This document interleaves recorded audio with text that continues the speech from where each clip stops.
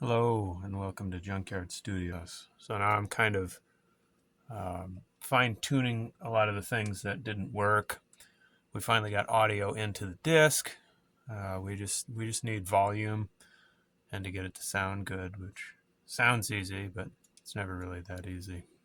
One of the things that I never showed you that I said I would was the process of wrapping the nichrome wire around the stylus. So I'm going to get a stylus. I'm going to get a different stylus than we were using before. Before we were using a cone. This particular stylus I got with one of the heads. So again, I don't know what the condition is. It looks okay. We might be able to look at it under the microscope. Might not. I gotta fix it. We'll see. It's perfect for practice, so we're going to use it. It's got a flat instead of a cone. So maybe we'll get different results. I'll show you how I go about wrapping and what I use as adhesive for that. I kind of wanted to go over the setup that I used. I'm running Linux Mint. I'm running Cadence for my audio interface. And then I'm running an AudioFire 12. It's all very old, workhorse quality stuff. Nothing real fancy. The sound is good. I know it's good at the listen speaker. The problem is trying to get it to sound that good on the head, which, as we're going to find out, there's a bunch of different things that factor into that. This setup, I mean, other than the AudioFire, will cost you a couple $100. I'd suggest getting a newer interface. I really like the echoes, but they're no longer produced anymore. So I would suggest finding a newer interface. But I chose Linux and Cadence because I was using Windows prior to that. I didn't like the constant upgrade process and the pricing. It just seemed to be more and more inflated for what I consider to be bloatware. It's entirely up to you. You use whatever you want, but if you're on a budget, like myself, Linux Mint is probably the easiest transition you're going to make from a Windows-based PC. I had some trouble with Cadence in the beginning, kind of dropping out here and there, but I also had trouble with ASIO for All on my PC, so it performs pretty much the same amount of trouble. Don't be afraid of it. It's really easy to use. It's free. I pretty much just set up a test cut template in Reaper. I did pay for Reaper. I have my own license. The license is very cheap. Reaper is very powerful. Again, it's a very budget-friendly thing to use. I just drop my audio file in there. I output to my AudioFire, which is running through the patch bay, and then straight into the inverse RIAA preamp that we built. So as of now, it's not a very complicated signal chain, and I did that on purpose. I don't want to add a bunch of stuff and wonder where the signal went. I want a real simple signal chain right to the head, and then we can, later on, once we actually get it to sound decent, we can add signal processing and everything we want from that point. That's way far off. I don't know if I explained this in the last video. I had fuse issues. Two wires touched somewhere when I was working on something and blew the OEM fuses out of the unit. I went looking for them. They're kind of odd because they're a big fuse but a really low rating. None of the hardware stores had them. I found something similar online for a lot more than I wanted to spend. I went with a motor control circuit breaker. Those are 3-phase, and you have to wire them down for 120, single phase. Basically, you run one of the legs back into itself to use it in the 120 volt situation. So far, I haven't had any trouble. Nothing's broken. I also haven't done anything to incite a tripping circumstance with it. Maybe at some point I'll disconnect all the valuable stuff and try and trip it and see if it works. But I'm not really going to try to damage anything. It's been running fine. I haven't noticed any problems. So if you have the same issue I did, where the fuses are hard to find and outdated, you can go over to a motor control circuit breaker. The other thing that was weird about that fuse holder is they didn't run a ground, and they fused both the hot and the neutral, which isn't a good idea in modern times. I'm not exactly sure what the thought was behind that. You really only needed a fuse on the hot side, and then to not run a ground, I guess that makes sense with the 50s and how electricity was being considered then. Now it at least it's protected with a circuit breaker, and it's not an expensive fuse each time. I still haven't connected to the ground because I think that it would create a phase issue in the 45 RPM plate. I did a little bit of investigation and came up with an idea to work with. I haven't gotten around to it. It's not real important. It's not. I don't really think it needs a ground per se. At some point I'm going to play around with that, but way far down on the list. I'm going to grab the stylus that I intend to use now, and I want to put some heat wire on it because I think the heat wire helped with our experiments.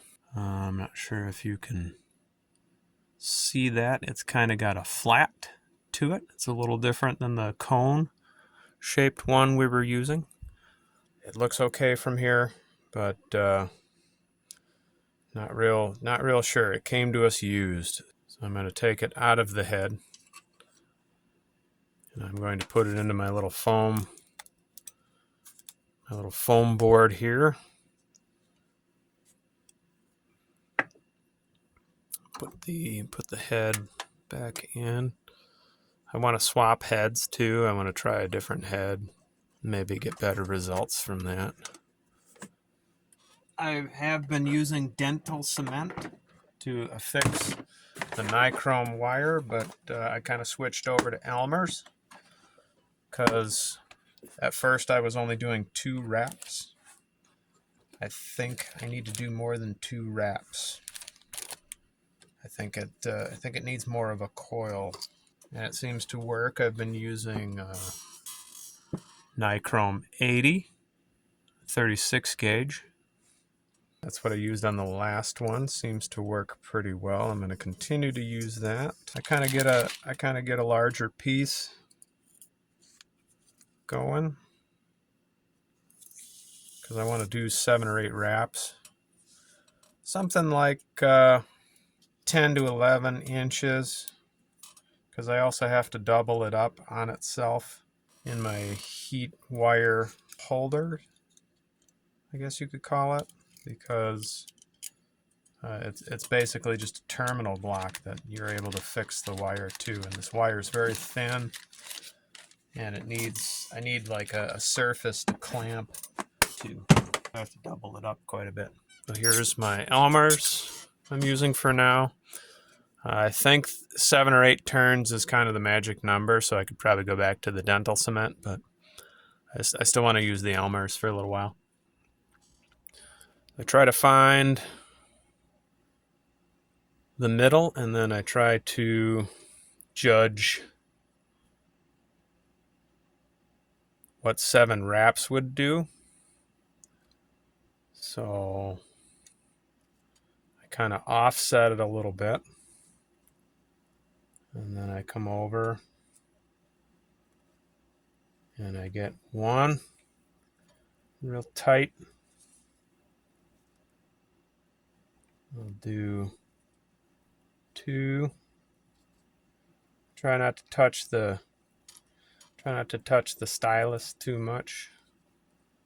3. I'm sure it's probably not the end of the world, but I'm going to do 4. I still don't want to, I don't want to really risk it. And then 5.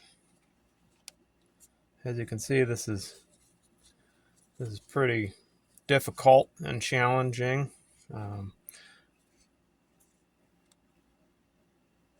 think that was 5. I'm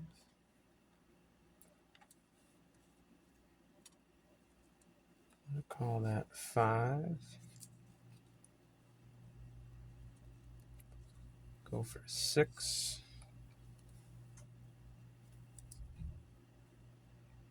It slips off very easy. 6. 7.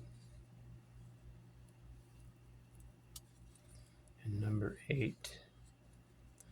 At first, that's why that little drill bit is in this foam block. I was taking that drill bit and kind of pre-forming it and then putting it onto the stylus. I kind of didn't really care for that method.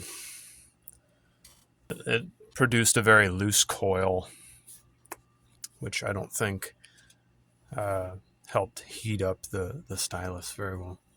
So we got about 8 wraps, 7 or 8. I don't think it matters whether you do 7 or 8. I think it just needs to be more than 2 in my experience. And then I kind of get the glue going.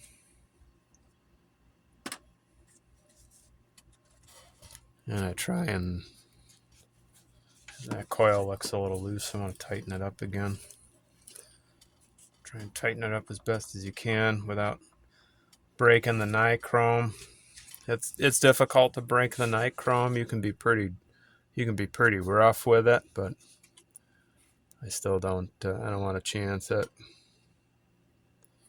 The nichrome's actually not too expensive, so it's not the end of the world. But I still, I just don't like wasting. You can't even see that, can you? There we go. I think it's a little dry in there. I'm gonna get a little dollop on there and kind of try to wrap it.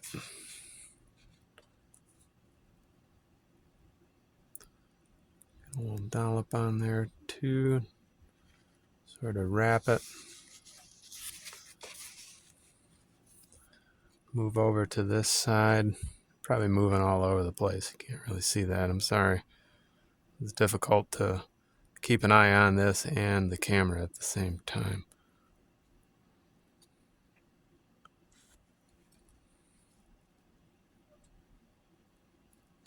On this little stylus, we seem to have a lot of shank room, thankfully. So we could put a little more glue than we normally do on the cone types. It's actually kind of forgiving. And then after I get that kind of glued up, I just let it sit there. Just kind of let it sit and dry. It's a little dolloped, but the cutting tip seems to be far enough protruding out that we'll be okay. The only thing I don't like is that nichrome wire is kind of off to the side of the flat. I'd like it to be sort of with the flat. So there, that's how I wrap the nichrome wire. It's like I said, it's a little difficult and delicate, but you'll get the hang of it. I got the microscope working again. I think I might be able to get you in there to see. If I can hold still, that's going to be the hard part. Let me, if we look at that groove is about 4 mil. That's not horrible. It's probably right where we want to be, but if we look at the land in between each groove, we're looking at about 50 mil if I was to move it back and forth. That's a lot of land to waste. And then you look at it here, and it actually doesn't look like, I mean, you can tell there's a bit of land in there, but it doesn't look like we wasted that much. But we could pack those a little tighter. We're also losing some material at the end. I think that's about the size of the center label. I'll have to get some center labels and see how we're doing on that. So we definitely already have to adjust this limit switch because it doesn't hit anything on the carriage. It needs to go up. But we also might want to move it back a little bit so we can get a little closer in there. So we also might be cutting on some used CDRs and things for practice. So I want to be able to get in there pretty close. And then same thing over here. I think if we start cutting on 12-inch PVC blanks, because we're at 10, that's another 2 inches, and we pretty much stop right about where the edge of that is, only about a ½ inch more. I think we're going to need to adjust that limit switch as well and cut some more material out. I also took my angle gauge underneath the light and counted the lines per inch on our test blank for the PVC, and I came up with a rough estimate that we're cutting at about 24 lines per inch. So we could probably reduce that quite a bit and save some room on the disc. As a test, I want to try a different track. I've already loaded it up into Reaper. I've got my lacquer cleaned, the iron blower going. I'm going to start it with the heat, drop it, and see how we do.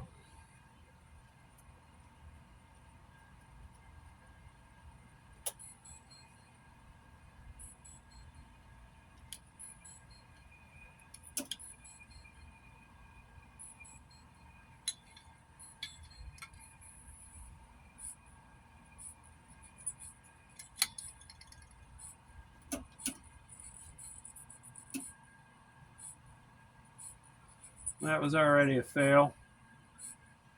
I don't think that was down far enough.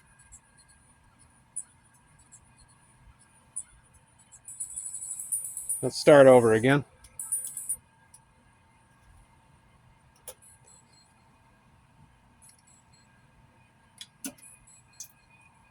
My little washer here is kind of getting in the way.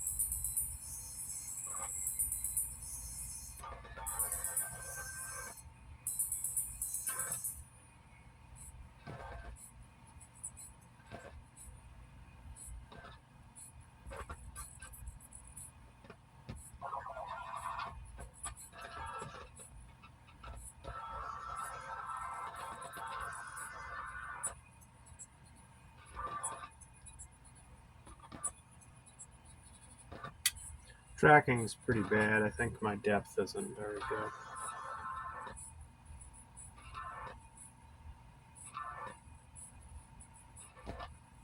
Well, I mean, depth looks pretty okay.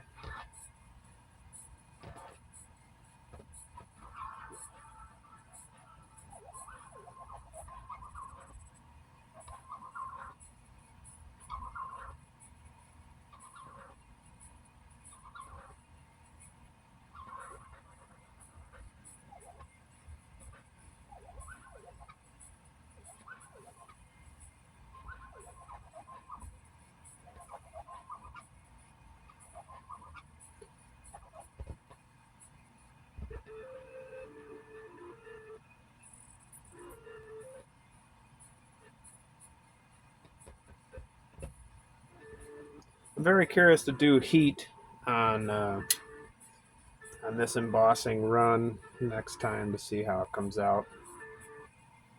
The sound is getting way better. The tracking on this particular tone arm isn't the greatest. But sometimes I take it upstairs and I put it on the normal hi-fi system, and it sounds okay. So I'm getting varying results. It's getting kind of difficult to determine.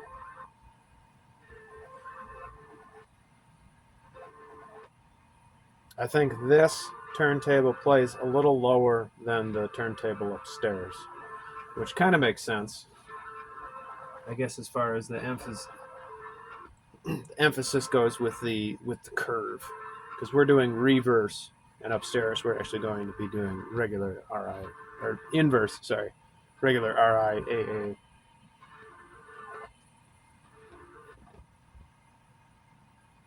And that's all of that track, so I'm just cutting noise right now. After our last cut, I had to make some more adjustments. I want the carriage to be able to get closer to the center spindle to cut more into the groove, because at some point I'd like to cut into CDs, just to experiment with that. I've noticed that my playback arm seems to skip a little. I added a weight system to it to hopefully combat that. I've also noticed that my motor slips still towards the center of the spindle, and this motor is too fast. I'm only using like a quarter of the dial, so this motor is too fast for the LPI. I've got a couple things I'm going to be working on with the LPI, one of them being an Arduino based CNC motor that I would make a new plate for and put to here. This plate seems to be a little thin, so I'm probably going to make a couple extra plates to swap the motors. But in the meantime, I've got a lower torque motor. I'm going to put a block here and connect the motor leads down here to it so I can easily swap. Also, on that last cut, I was using this test plate, and it just doesn't seem to have the weight that's necessary for embossing. I had used a washer that was getting in the way. I think we're going to take this part of the plate out and the more important pieces and get a heavier plate. I ordered some thicker aluminum. I just have to cut it and then start with a new plate. I think part of our tracking issue was this plate not having enough weight to it to push down onto the lacquer. I'm going to play around with feedback. I don't know how well I'm going to be able to incorporate it, because it's probably the hardest thing you can do. I found these very tiny, very, very small tape heads that I'm going to use to pick up the movement of the stylus. My thoughts with the feedback is I can, because I'm using just a regular tube PA amp with multiple channels, I could mix the two channels back down to one output. I don't know how well that's going to work, and I'd have to get some graphs and really plot it to see if it's going to be worth it or not, but I think it'd be a fun experiment. My little connection box for different heads. I made this for some of the, I'm not sure what kind of connector that's called. It's like a pin almost, like a probe. I got an older head that came with that I don't want to mess with. So I made those to connect to a 1/4 inch, which is what I usually use. and I have a couple different ohm taps for different ohm heads. I'm also going to add an 8 ohm dummy load so I can test amplifiers right at the lathe. There's a couple of things that have changed since I filmed the rest of this video, and I'm going to go over them with you now. I changed out the LPI motor to something with a little lower RPMs, and I made it so that I can hot swap now because I seem to be trying out different solutions. So now I can just take the two leads out, remove the motor, and put a different one on, or develop a whole different plate for other motors and things. It's going to be easier that way. I also upgraded. I'm going to have a video on this this Heiko playback amp. It is excellent. It is a major upgrade. It's actually revealed some of my cuts weren't as bad as I thought they were. I'm also working on a couple other plates. What I've discovered, this is the original plate I made. It's kind of the template for all the rest of them. What I've discovered is a heavier head like this RCA sitting on this plate because this plate's a little thicker. It's probably not the best combination, and I probably should have something like the Webster sitting on there that's a little lighter than the RCA. And that's because the balance of the spring and the dash pot is a little easier to work with. If it's really heavy and it sinks like a rock, it's harder to adjust. From what I understand, I want my head kind of floating and free moving, not pinned with the dash pot all the way into the stopper.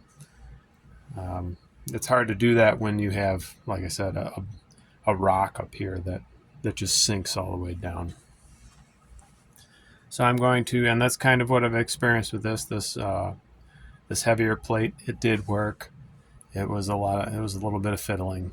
It has more adjustment than my other plates. I'm still kind of working on that. But I think a lighter head, like the Webster, would work on this. And then I put the other RCA on that lighter plate that I made before that I was struggling to adjust with the Webster. So I think that this lighter plate will work a lot better with the RCA, the heavier heads. The other thing I'm going to attempt, I'm going to swap this real soon, is this is a recording magnetic tape head. I'm going to put it onto the lathe and see if I can get a feedback signal. I'm not going to look too intently at what signal I get right away. I just want to make sure that I can pick any sort of stylus movement up. I did a very basic test where I touched the stylus and moved it, and I was able to hear something through an amplifier. But I want to put it on the lathe, send it a signal, and see what I pick up. I did a test cut with this RCA head in the current position. Kind of hard to see those grooves, but I did get a nice tight pack with the new motor. It didn't play very well, but the grooves were a lot tighter and a lot nicer. You're starting to kind of see that. And it looked really good. I think I'm still having an issue with riding the horns, which I found if I put a 5-gram weight on the head shell and then I go all the way back with the countersink and just kind of same idea with the dash pot and the spring on the head. I just kind of lightly rest on there. I get better results, but not all the time. It's kind of finicky.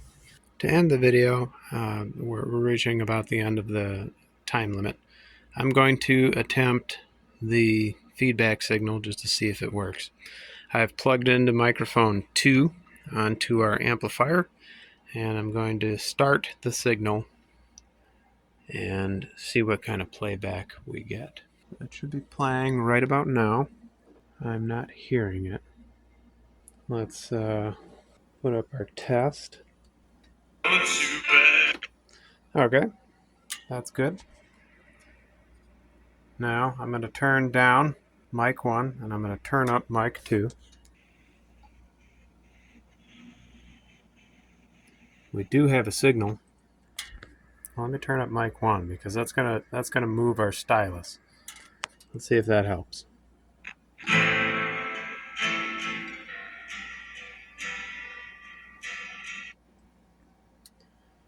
So it doesn't sound weird, but I can't really isolate mic 2.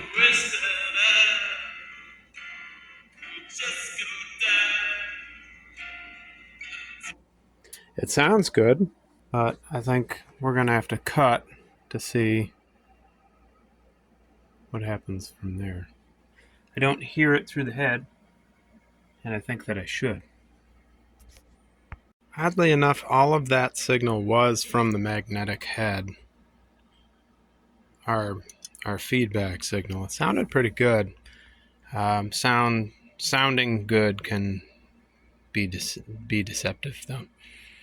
So I need to figure out why we didn't get any audio through the cup check here, because I know this is a working head and I had it before. So something went wrong, but that proves that our little feedback, our little magnetic head, works, and it actually worked pretty good. Maybe it was out of phase and was canceling. That could be. We'll have to take a look at the different things that it could be. That's pretty much going to be the end of it for this video. I'm probably going to have another one coming up soon. I'm still trying to get around to that Arduino, not stepper motor, that Arduino CNC setup thing. That's going to be a battle, I'm sure. Nothing's ever really easy. So thank you for watching, and stay tuned for the next installment.